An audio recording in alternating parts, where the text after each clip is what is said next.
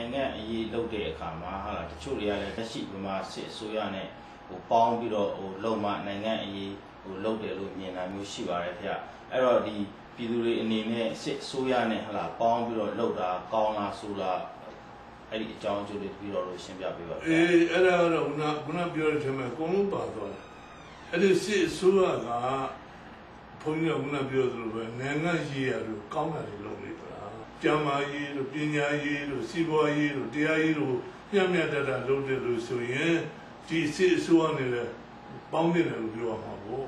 ဒီစစ်အစိုးရကခုနပြောသလိုဒီဟာတွေနဲ့မကောက်ဘူးဆိုလို့ရှိရင်တော့အဲ့ဒါကပေါင်းတဲ့လူပုံမှာမူတည်ပြီးတော့ဒါတော့ဆုံးဖြတ်ကြရမယ်အဲ့ဒီပေါင်းတဲ့လူကလည်းသူကကြည့်ရမှာကဒီလူကိုပေါင်းတာဘာကြောင့်ပေါင်းတယ်ငါစီးပွားချမ်းသာရေးနဲ့ပေါင်းတယ်ဟိုလူမကောင်းမှန်းတော့သူသိတယ်အဲ့ဒါဆိုလို့ရှိရင်တော့မပေါင်းတယ်ပေါ့တို့ပမာပြည်ရဒီစစ်သားမဟုတ်ချုပ်ခင်ကအမှန်တန်တိုးတက်တဲ့နိုင်ငံစီးပွားရေးပညာရေးတရားရေးတွေအမှန်တန်ကိုကောင်းနေတာအခုဒီကနေ့ကျမှဖြစ်လာတာဆိုလို့ရှိရင်အဲ့ဒါတိကျနဲ့ပေါင်းတယ်ဆိုလို့ရှိရင်တော့တက်ဒီလူကသူရဲ့အကျိုးကိုကျိုးရှာတဲ့လူတယောက်ဖြစ်သွားတာပေါ့အဲ့ဒါမြတ်စွာဘုရားက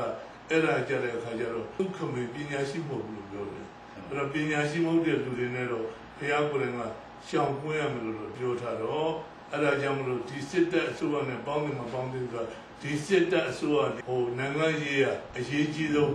ဟုတ်လားကျမ်းမာရေးပညာရေးစီးပွားရေးတရားရေးကိုမြင့်မြတ်တာလုပ်သလားမြင့်မြတ်တာလုပ်တယ်ဆိုလို့ရှိရင်ပေါင်းတယ်မှာလေမြင့်မြတ်တာမလုပ်ဘူးဆိုတော့မပေါင်းတယ်ဘူးအဲ့ဒါမြင့်မြတ်တာမလုပ်ဘဲနဲ့ပေါင်းနေတဲ့လူတွေကတော့အဲ့ဒါကိုကျိုးရှာတယ်မှလို့ဘုရားပြောရမှာပေါ့ဒီမှာဗျ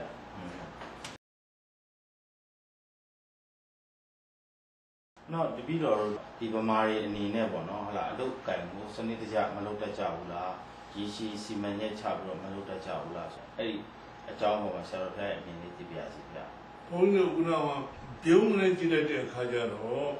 မလုပ်တတ်တယ်လို့ဖြစ်တယ်။ဘာဖြစ်လို့မလုပ်တတ်တယ်လို့ဖြစ်တယ်လဲဆိုတော့ဘုန်းကြီးတို့လွတ်လပ်ရေးရလာတဲ့အခါနဲ့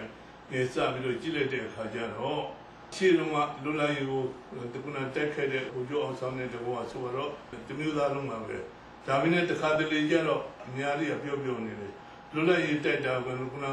ရဲဘော်သုံးချက်ပဲဆိုတော့အဲ့ဒါတော့ဘုန်းကြီးတို့လူတွေကခုနတင်စားပြောတာလို့ဘုန်းကြီးထင်တယ်အဲ့ဒီလူတွေကတိုက်တယ်ဆိုလို့ဥစ္စာကလေသမားမပါတော့လေသမားရောလွတ်လပ်ရေးတိုက်တယ်မပါဘူးလားအဲ့လူတွေကထမင်းမစားဘဲနဲ့တိုက်တာလို့ဘုန်းကြီးပြောခဲ့လို့တယ်နော်လားအဲ့ဒါဒီဘုန်းကြီးတို့အများကြီးစဉ်းစားဖို့လိုတယ်ပေါ့လေ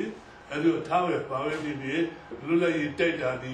ခေါင်းဆောင်30တဲ့တော့မဟုတ်ဘူးဟုတ်လားမြန်မာပြည်မှာရှိတဲ့လူတွေအားလုံးပါခဲ့တယ်သို့တော့လွတ်လပ်ရေးရလာတဲ့အခါမှာဘုန်းကြီးတို့ဆက်ပြီးတော့မတော်နိုင်ဘူးဒီလိုချခဲ့တဲ့ခုနဆိုတော့ဟိုအခြေခံဥပဒေကိုဒီစစ်တပ်အစိုးရလုံးတက်လာပြီးတော့ဖြစ်စည်းပလိုက်တဲ့အခါကျတော့ဘုန်းကြီးတို့ဘေးကနေကြည့်တော့ကြောဗမာလူမျိုးဟာအလုပ်တစ်ခုကိုရှေးစီမံကိန်းမလုပ်တတ်ဘူးလို့ဖြစ်နေတယ်အမှန်တော့ဒီပြည်နိုင်ငံတွေမှာလည်းတယောက်တည်းလုပ်တော့ကြတာပေါ့ဥပမာတစ်ခုပြောမယ်ဆိုလို့ရှိရင်တော့မော်တော်ကားပဲပြောတော့ဘိန်းလေးရစပြီးတော့လုပ်ခဲ့ရတယ်တယောက်ပြီးတယောက်ဆက်လုပ်တော့တဲ့အခါကျတော့ဒီကနေ့အကောင်းဆုံးခုနမော်တော်ကားကြီးဖြစ်လာတယ်ဘုန်းကြီးတို့ဗမာတွေအရှင်မလုပ်တတ်ဘူးလို့တော့ဘုန်းကြီးအဲ့ဒါလို့တော့လုံးဝတေးသေးမယူဆဘူးအဲ့ဒီနောက်ဆက်လုပ်တဲ့လူတွေကယေရှုမသိတတ်ဘူးအဲ့ဒီတရားကိုမသိတတ်တဲ့အတွက်ဘုလို့ဖြစ်တယ်လို့ဘုန်းကြီးထင်တယ်လေအဲ့ဒါမြတ်စွာဘုရားကိုယ်တိုင်တော့ဟောတယ်ဒီတန်းကြီးတစ်ခုကတိုးတက်တဲ့တန်းကြီးမတိုးတက်တဲ့ဘာကြည့်ရမလဲဆိုလို့ရှိရင်တဲ့ရှေ့ကလူကြီးသူမတွေအခုနကချထားတဲ့စီမင်းဥပဒေတွေကိုမဖြစ်ဘူးဆိုလို့ရှိရင်ဒီတန်းကြီးတိုးတက်တယ်ဒီစီမင်းဥပဒေတွေကိုဖြစ်တယ်လူကြီးသူမတွေမယုံသေးဘူးခုနကိုယ်စိတ်ကြံ့ကြလုပ်တယ်ဆိုဒီတန်းကြီးပြည့်ချင်းအကြောင်းပဲလို့ခုနတန်းကြီးပြည့်ချင်းအကြောင်းလို့မြတ်စွာဘုရားကလည်းဟောထားတော့ဘုန်းကြီးတို့အဲ့ဒါနဲ့သွားညီတော့ပြီးတော့မလုပ်တတ်ဘူးဆိုတာလည်းဒီစိတ်အဒိဒေတာအပြင်မှန်တယ်ဘုန်းကြီးတို့မှာလူမျိုးကဗမာလူမျိုးသဘောပေါက်ဖို့ကရှေးကလူကြီးသူမတွေလှုပ်ထားတဲ့ဟာကိုယေရှုတင်တတ်ဖို့ယေရှုတည်ဖို့လိုတယ်အဲ့ဒါမှသာလေရှေးလုံးနိုင်တယ်ဘုန်းကြီးကဆိုလို့တယ်အဲ့ဒါကြောင့်ဗမာတွေလူများစုကယေရှုခြေဖြစ်တဲ့လူကလည်းများတယ်လို့ဘုန်းကြီးထင်တယ်အဲ့ဒါယေရှုခြေဖြစ်တဲ့လူကအနည်းပြီးတော့အဲ့ဒီအသိဉာဏ်တွေဝင်လာလို့ရှိရင်တော့ဗမာပြည်တိုးတက်တော့